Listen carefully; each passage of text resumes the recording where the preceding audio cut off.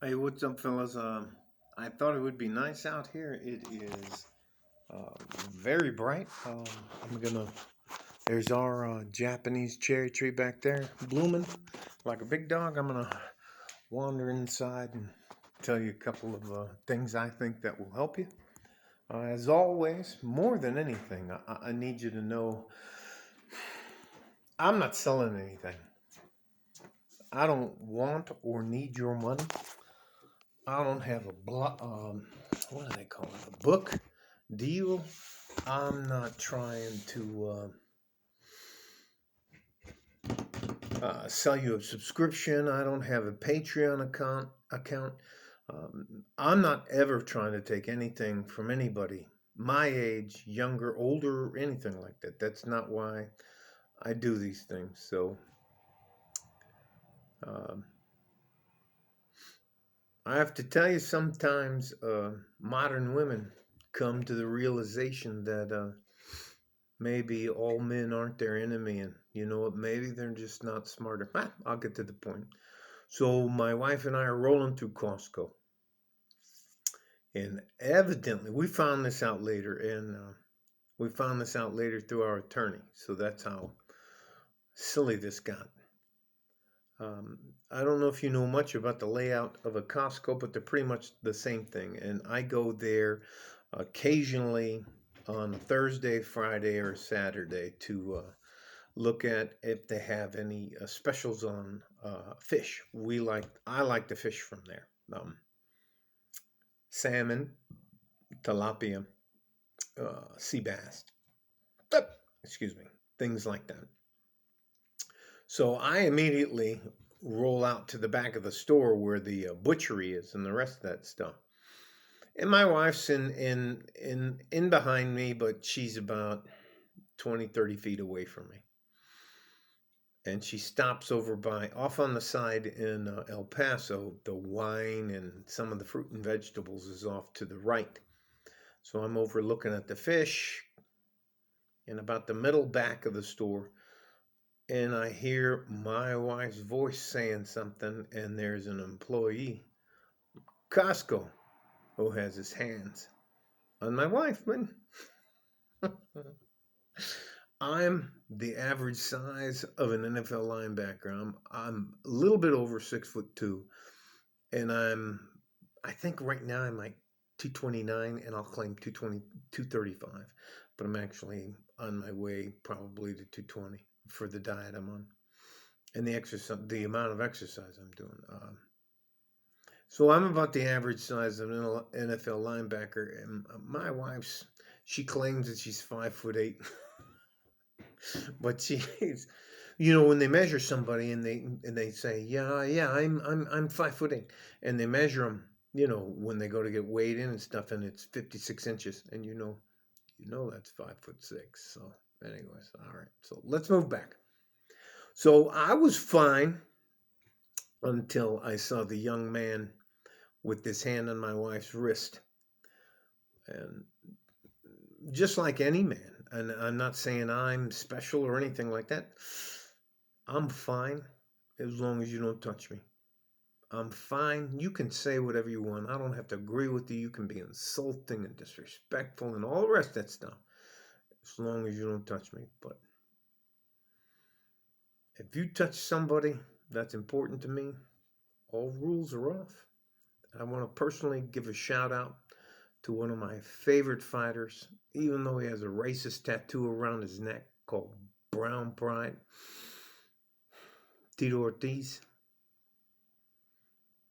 God, I really hope I got his name right. He got in trouble for one of his family members got molested, and he went after the guy and the family that molested him. So, anyways, Cain Velasquez. Oh my God, I can't believe I said Tito Ortiz.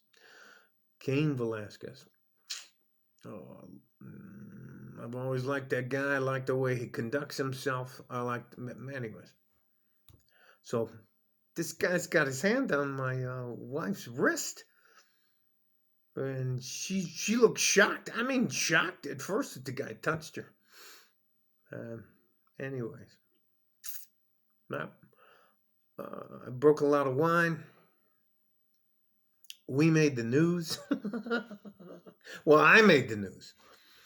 I got it right. Yeah, I keep money set aside. I got an attorney, Jim Darnell. Shout out to Jim Darnell.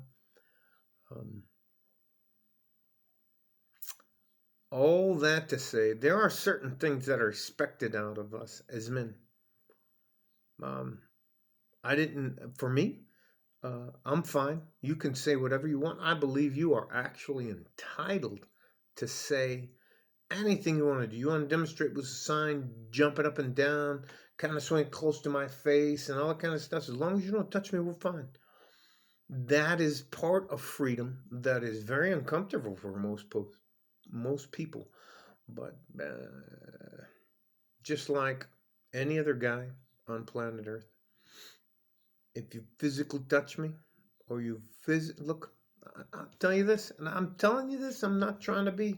I'm not a tough guy, but I am a bad guy. So, anyways, I have to live. We, we have to live with the people we love with people we love. I'm never going to have to look into my wife's eyes and see the utter disappointment that when something happened to her, I didn't do anything. So I'm going to deal with the consequences of my actions. I, mm, I was, man, in my opinion, man. They asked me, the cops were always like, hey, is it worth it? I can't give you my answer right now. Maybe in about 6 or 7 months when it comes through the court system, I'll give you my answer. But I guarantee you my wife looks at me in a different way. My wife. My wife was the one who was telling me to stop. uh, anyways, it's not the end of the world.